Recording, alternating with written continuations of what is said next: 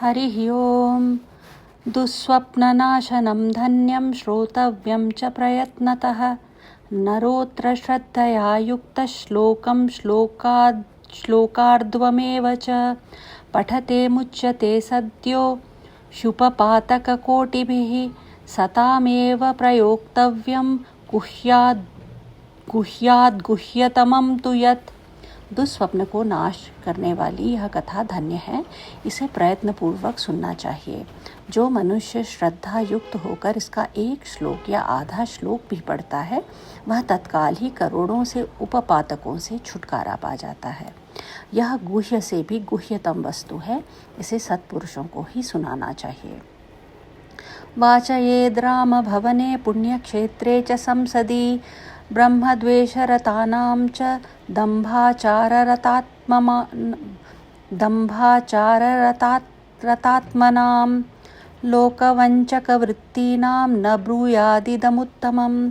भगवान श्री राम के मंदिर में अथवा किसी पुण्य क्षेत्र में सत्पुरुषों की सभा में रामायण कथा का प्रवचन करना चाहिए। जो ब्रह्मद्रोही, पाखंडपूर्ण आचार में तत्पर तथा लोगों को ठगने वाली वृत्ति से युक्त है, उन्हें यह परम उत्तम कथा नहीं सुनानी चाहिए।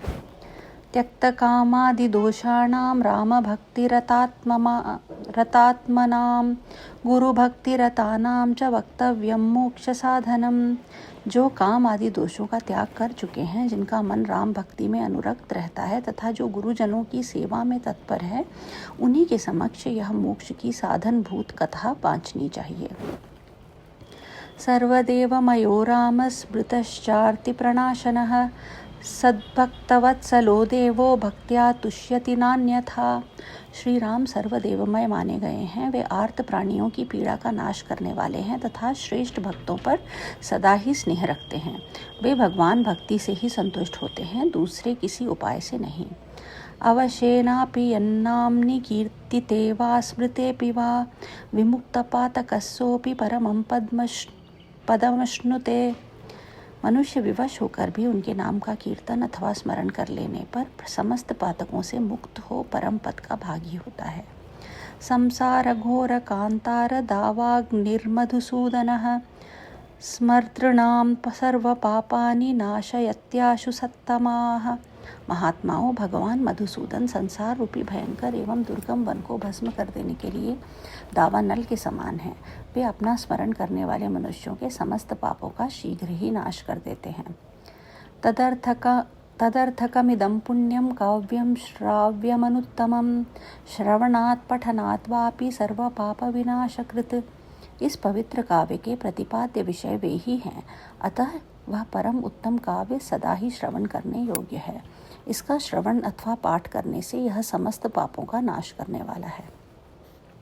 यस्य रामरसे प्रीतिर्वर्तते भक्ति संयुता स एव कृतकृत्यश्च सर्वशास्त्रार्थको विदः। जिसकी श्री राम रस में प्रीति एवं भक्ति है, वही संपूर्ण शास्त्रों के अर्थ ज्ञान में निपुण और कृतकृत्य है। तदर्जितं तपः पुण्यं तत्सत्यं सफलं द्विजा यदर्थश्रवणे प्रीतिरन्यथा न हि वर्तते। ब्राह्मणों, उसकी उपार्जित की हुई तपस्या पवित्र, सत्य और सफल है, क्योंकि राम रस में प्रीति हुए बिना रामायण के अर्थ श्रवण में प्रेम नहीं होता। रामायण पराये तु राम नाम परायणाः त एव कृतकृत्याश्च घोरे कलियुगे द्विजाः। जो द्विज इस भयंकर कलिकाल में रामायण तथा श्री राम नाम का सहारा लेते हैं, वे ही कृतकृत्य हैं। नवान्हा किल श्रोतव्यं रामायण कथामृतं ते कृतज्ञा महात्मानस्तेभ्यो नित्यं नमो नमः। रामायण की इस अमृतमयी कथा का नवाह श्रवण करना चाहिए। जो महात्मा ऐसा करते हैं, वे कृतज्ञ हैं, उन्हें प्रतिदिन मेरा बारंबार नमस्कार है।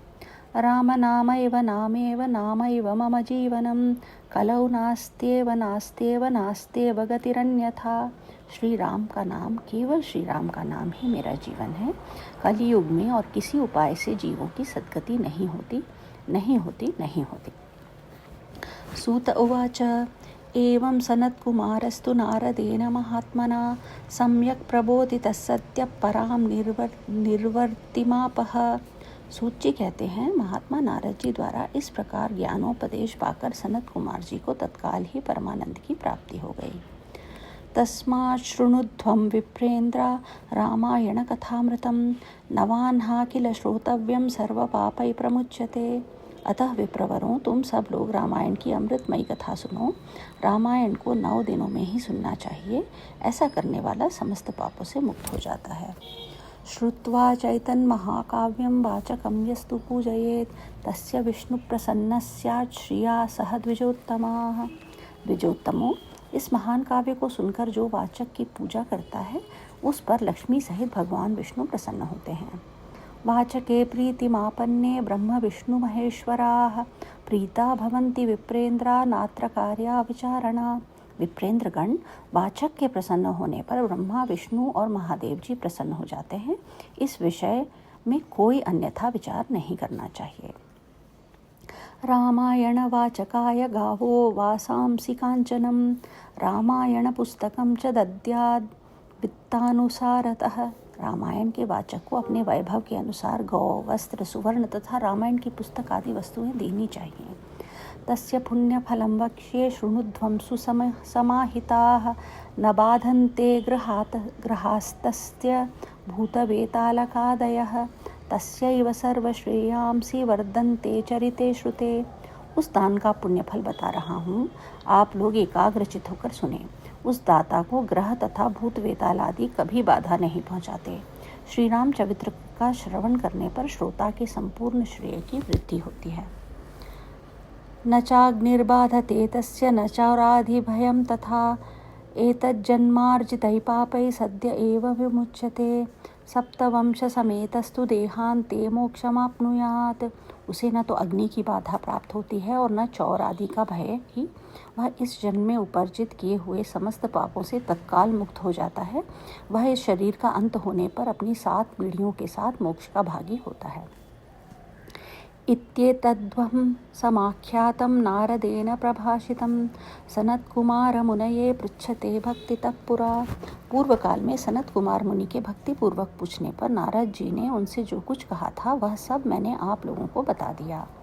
रामायणम् आदिकाव्यं सर्ववेदार्थसम्मतं सर्वपापहरं पुण्यं सर्वदुःखनिबर्हणं समस्तपुण्यफलदं सर्वयज्ञफलप्रदं। रामायण आदि काव्य है। यह संपूर्ण वेदार्थों की सम्मति के अनुकूल है।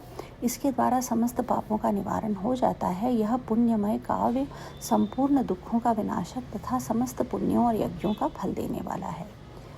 ये पठन यत्र विबुधा श्लोकं श्लोकार्ध्वमेव च न तेषां पापबन्धस्तु कदाचिदपि जायते।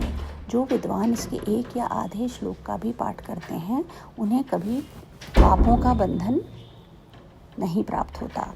रामार्पितमिदं पुण्यं काव्यं तु सर्वकामदं भक्त्या शृण्वन्ति विदन्ति तेषां पुण्यफलं शृणु। श्री राम को समर्पित किया हुआ यह पुण्य काव्य संपूर्ण कामनाओं को देने वाला है। जो लोग भक्ति पूर्वक इसे सुनते और समझते हैं उनको प्राप्त होने वाले पुण्य फल का वर्णन सुनो। शतजन्मार्जितैः पापैः सद्य एव विमोचिताः सहस्रकुलसंयुक्तैः प्रयान्ति परमं पदम्। वे लोग 100 जन्मों के उपार्जित किए हुए महापापों से तत्काल मुक्त हो अपनी हजारों पीढ़ियों के साथ परम पद को प्राप्त होते हैं। किं तीर्थैर्गोप्रदानैर्वा किं तपोभिः किमध्वरैः अहन्यहनि रामस्य कीर्तनं परिशृण्वताम्। जो प्रतिदिन श्री राम का कीर्तन सुनते हैं उनके लिए तीर्थ सेवन, गोदान, तपस्या तथा यज्ञों की क्या आवश्यकता है। चैत्रे माघे कार्तिके च रामायण कथामृतं नवैर्होभिः श्रोतव्यं रामायण कथामृतं। चैत्र, माघ तथा कार्तिक में रामायण की अमृतमयी कथा का नवाह पारायण सुनना चाहिए। राम प्रसाद जनकं राम भक्ति विवर्धनम सर्वपापक्षयकरं सर्वसंपद्विवर्धनम। रामायण श्री रामचंद्र जी की प्रसन्नता प्राप्त कराने वाला, श्री राम भक्ति को बढ़ाने वाला, समस्त पापों का विनाशक तथा सभी संपत्तियों की वृद्धि करने वाला है। यस्त्वेतच्छृणुयाद्वापि पठेद्वा सुसमाहितः सर्वपापविनिर्मुक्तो विष्णुलोकं स गच्छति।